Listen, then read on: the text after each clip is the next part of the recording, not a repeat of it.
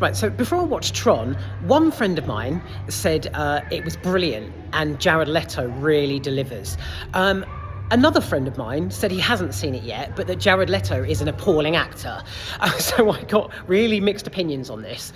My opinion of Jared Leto in Tron, Ares, is he was all right. Yeah, he delivered it. He performed his character as steely as he could. But I think that's because he was like the whole AI sort of. He had to be really stern and like sort of just incredibly macho. So for me, it was all right. But the film itself, okay, I wouldn't watch Tron again. It wasn't my kind of thing. But the cinematography, CGI, and the soundtrack are just absolutely sublime, truly. So from the very beginning, when the Disney icon comes up at the start of the film, my God, it was all like lasered, as in literally, it had like lasers shooting out of the Disney Tower, and I was captivated from then. But only during the opening credits, I was mesmerised. It was hypnotic. Seriously, the saturation and the clarity of the picture, the pumping soundtrack, which side note continues all the way through. It's wow. I mean, another side note: you don't want to take anything if you're into your recreational sort of substances before you watch this film, because my God, the visuals are absolutely stunning. I really can't elaborate on them. It's perfect, truly. So yeah, from the beginning, with the Disney icon being lasered, and then throughout, it's just brilliant. Albeit, sort of, the movie is continuously black and red for some reason. I think, yes, this film is continuously black and red. Anyway, yeah. That was absolutely stunning. 10 out of 10 for that. Like I say, Jared Leto, fine. Fucking hell, he's a looker, isn't he? I don't know a lot about Jared Leto. So halfway through this film, I was Googling. I was having a look at who he is. 30 Seconds to Mars? Or something, his group. So he's a singer, isn't he, of a group? 30 Seconds to Mars. Is that one of those, she's so lovely, like one of those, who sang that? That wasn't 30 Seconds to Mars, but is it one of those? Probably. Anyway, I'll have another look when I get home. But yeah, he's like a mix. Imagine Bradley Cooper, Aaron Taylor-Johnson, and Ryan Reynolds all having sex. No one's here. Bradley, Aaron, and Ryan coming together, literally. One of them has a reproductive system, and out pops Jared Leto. He's like a mix of all those three, isn't he? His eyes, like they're quite close, but he's there's something really there's something really mesmerising about him, which I mean, to be honest, they chose the right actor for this film, because the whole, like I say, the soundtrack and the visuals are absolutely perfect from beginning to end.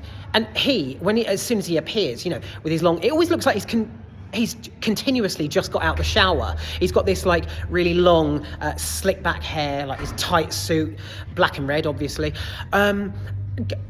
His character portrayal is perfect. I mean, it's like Star Wars on acid. It's great. At times a bit tacky, but yeah. So those are my main positives. Yeah, I like him. I do, and he wasn't bad in this. I'll have to see. I'll have to watch something else with him in, and really size him up. But yeah, that's good. Right, the negatives are it gets a bit messy at the end. It's as if like Disney themselves just vomited it everywhere, and there's shit hitting the fan. There's machines, whizzing motorbike, lasers everywhere, things dropping out the sky. It's like Cloverfield on acid. Towards the end, it's like this huge, it's like a face-off between the AIs. I think they're AIs, aren't they? Because that's another thing. As well as messy, by the end, I didn't give a shit who was aiming for what, and where they ended up. Even the lead character, when she teams up with Leto's character, I just didn't care. Do genuinely, and that sort of brings it back to the fact that I would never watch it again. It really isn't my kind of thing. In fact, by the end, it got shit. But yeah. So it's messy, and there's characters, there's like backup characters thrown in there you don't care about or you don't hear from again during the grand finale, that kind of thing. So yeah, it's one of those. My God, what was that? I was foot. So yeah, right. The beginning, the opening credits. Wow, like the way the camera. So I'm sorry, I'm going back to positives because I was really won over by this. So the way the camera sort of like. It's sort of like aerial views, and then it pans, and then it zooms and swishes in, and then pulls out, and then ramps down. It was kind of nauseating, but also hypnotic. I loved that. So yeah, you got the clarity was just spot on. And my foot kept going. Like there was just a constant no one's around. Yeah. That soundtrack, in fact, the soundtrack never gave in. It was always present in the background, especially during the frigging like the bike chases scenes and things. So yeah, that was that. Jeff Bridges turns up towards the end. I'm not familiar with the. Is it an 80s film? Is it Tron? Because this movie is based on the one from the 1980s, isn't it? Again, I love going in like completely vague, like blind to the concept and history, and then coming out thinking, fuck, that was decent. Albeit it was kind of like something you'd watch on a flight to New York at sort of 2:00 in the morning. But yeah, Jeff Bridges turns up, does a cameo towards the end. Any of you fans of the original will probably come at that stage. The 1980s bit, because that's another thing. It pulls on the whole 80s nostalgia.